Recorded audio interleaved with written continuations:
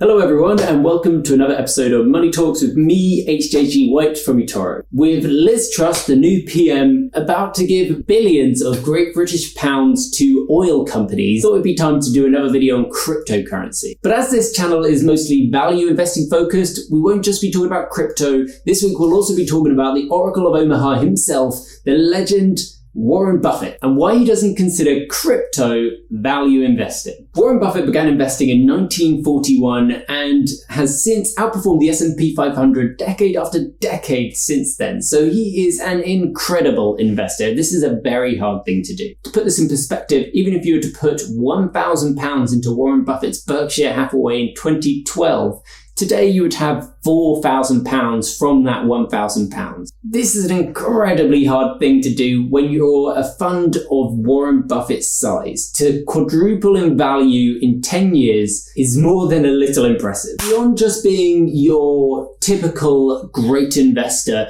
he's also very good at educating his investors at the ideology and the logic behind his investing, and perhaps the most purest value investor in existence. Whereas other investors like Bill Gates have a business that consumes most of their time and they aren't very interested in educating people behind the logic behind their investing, Buffett is only concerned about finding value stocks, buying great businesses at the right price, and loves explaining why he's doing it. So because of all these factors, Warren Buffett is not only the greatest investor in the world potentially, but is also probably the best investor in the world to learn from. However, if Buffett is such a legendary value investor, we as aspiring value investors should probably listen to him when he says he doesn't like crypto. Now, Warren Buffett hasn't just said he doesn't like crypto. He's actually been asked this question at one of his annual general meetings, and this is what he had to say. Well, I shouldn't answer any questions on the subject, but I will. There's all kinds of people watching this that are long Bitcoin, and there's nobody that's short, and nobody wants their windpipe stepped on. I don't blame them. I don't like people who step on my windpipe. But I would say this, if the people in this room owned all of the farmland in the United States, and you offered me a 1% interest in it, and you said for a 1% interest in all the farmland in the United States, hey, it's this bargain price, $25 billion. I'll write you a check this afternoon, $25 billion, now I own 1% of the farmland. If you tell me you own 1% of the apartment houses in the United States, and you offer me a 1% interest, so I'll have a 1% in all the apartment houses in the country, and you want whatever it may be, another $25 billion or something, I'll write you a check. It's very simple. Now, if you told me you owned all of the Bitcoin in the world, and you offered it to me for $25, I wouldn't take it, because what would I do with it? I have to sell it back to you one way or another. I mean, maybe I have the same people, but it isn't going to do anything. So there we have it. If Warren Buffett could buy all of the crypto in the world for just $25, he wouldn't. Now, I must admit, when I first heard this argument, I thought it was quite compelling. However, the more I thought about it, the less the argument really held up. Really, Warren Buffett's answer gives more light to why he personally doesn't hold cryptocurrency, not why cryptocurrency isn't the future. The first counterpoint I would make here is if someone offered Warren Buffett all the world's US dollars, by this logic, he still wouldn't take it. And yet 30% of Warren Buffett's Berkshire Hathaway is cash. The reason Warren Buffett would not take all the US dollars in the world by this logic is that US dollars on their own have no utility. Holding all the world's US dollars used to mean that you would have access to all the gold inside the Central Bank of America. Now, the value of the US dollar is not gold, but simply supply and demand. Now, demand for the US dollar is controlled by the consumer, but the supply of it is controlled by the Central Bank of America and the US government. The decisions that these two organizations make control the supply. That's all it is. That's all it is. The value of the US dollar is basically just the supply from the Central Bank of America and the demand that we all generate. The main causes of inflation is an increase of supply, not a decrease in demand. Almost all of the time, the main cause of inflation is an increase of monetary supply when demand stays the same. Now, there's two ways that supply can increase. There's lowering of interest rates, which we saw during the COVID-19 pandemic. But there's another way, and that's quantitative easing. Quantitative easing was described by Milton Friedman as taxation without legislation. At tremendous cost, at sacrifice of lives, people dug gold out of the bowels of the earth. What happened to that gold? Eventually, at long last, it was transported to distant places, only to be buried again under the ground. This time, in the vaults of banks throughout the world. So when governments do a lot of quantitative easing, or when you can see governments about to spend a lot of money, you can be pretty certain that the cash supply is just about to increase a hell of a lot.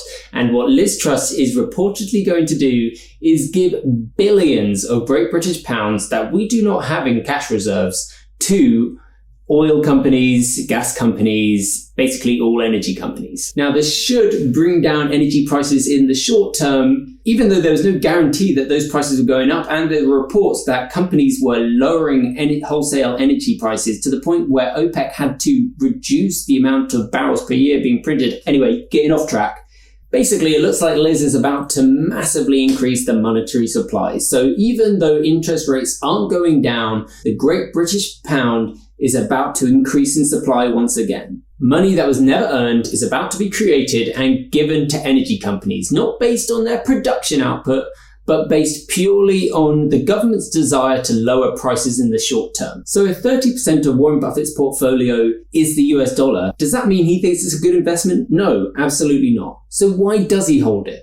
The reason Warren Buffett holds so much US dollar is because he holds exactly the amount he believes he needs to safely manage his insurance companies. I'm certain that if he could hold less US dollars, he would. So the bulk of the cash supply is to protect his insurance companies, and the remaining cash supply was to buy businesses at opportunistic times. However, based on some of the arguments I've already laid out, I can see Warren Buffett holding crypto in the not so distant future. Certainly, some of the assets he's already holding look like they're going to be having significant crypto positions soon. Here's why. Some items already are being costed in crypto. Graphics cards, as an example, are being quoted in Ethereum, or the cryptocurrency that the purchaser intends on mining for. For a crypto miner, it's actually far simpler to price the graphics card in the cryptocurrency. So for an example, in Ethereum's sake, you can price the graphics card in Ethereum and then work out how much, based on how much RAM that graphics card has and the difficulty it is to mine Ethereum,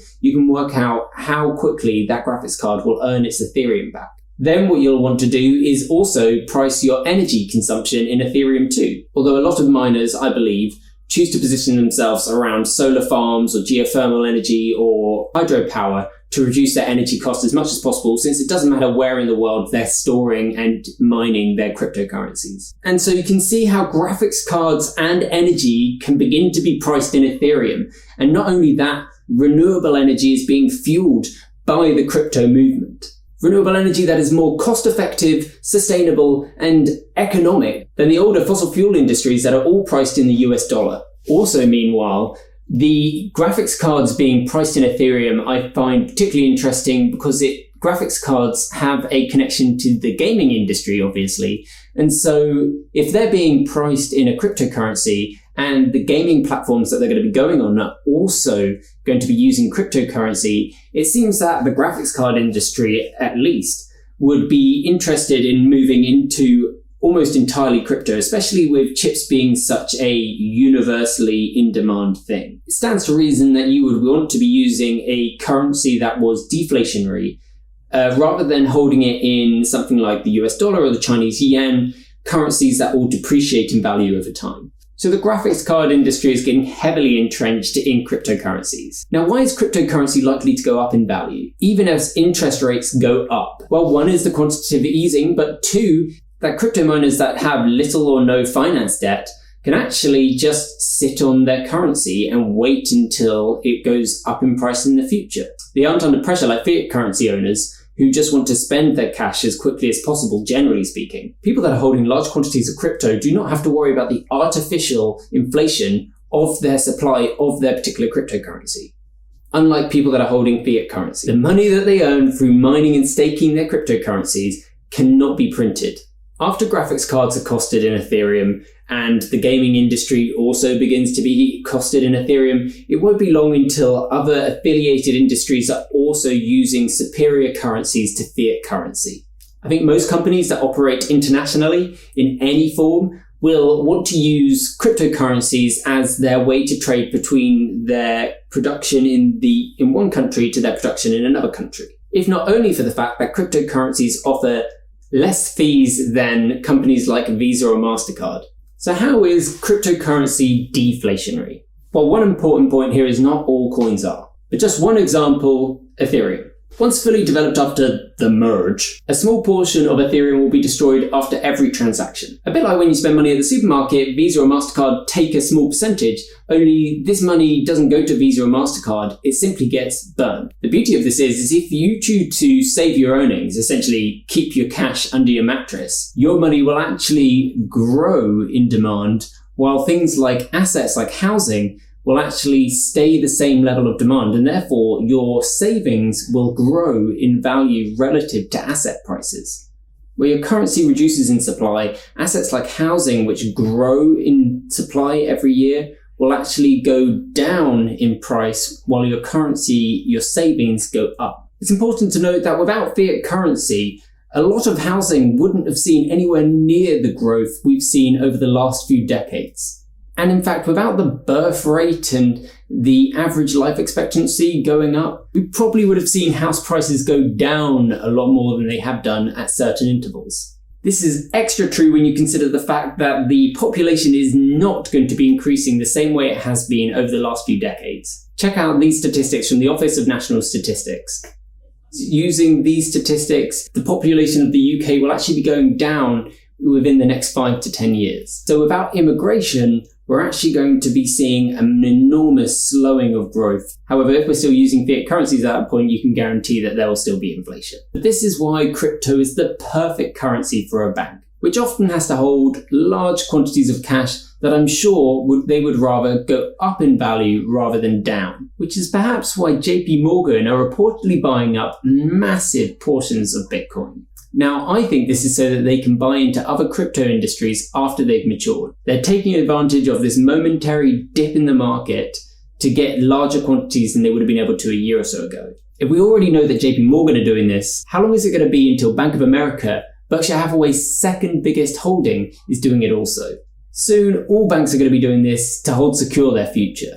And if Bank of America are holding cryptocurrencies and Activision Blizzard presumably are getting into crypto, wouldn't it be sensible for Buffett to do the same thing, just to protect his investments? In the exact same way, he holds US dollars, a terrible fiat currency, to protect his insurance companies. This may be quite far down the road, and perhaps Buffett won't be managing Berkshire Hathaway when the need for Berkshire to be holding cryptocurrency actually kicks in, but I sincerely hope that he is. But just seeing how in times of high inflation, with interest rates where they are, the government are still printing billions of cash, it illustrates to me that the collapse of fiat currency could be far sooner than we all think.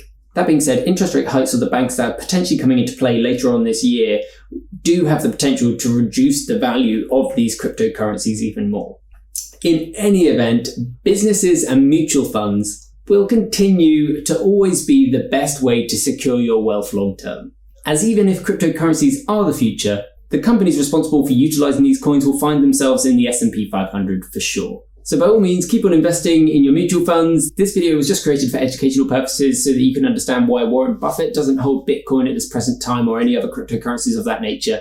If you like videos like this, please subscribe. I'll be releasing one every Wednesday. I hope you enjoyed this one. Thank you very much. Goodbye.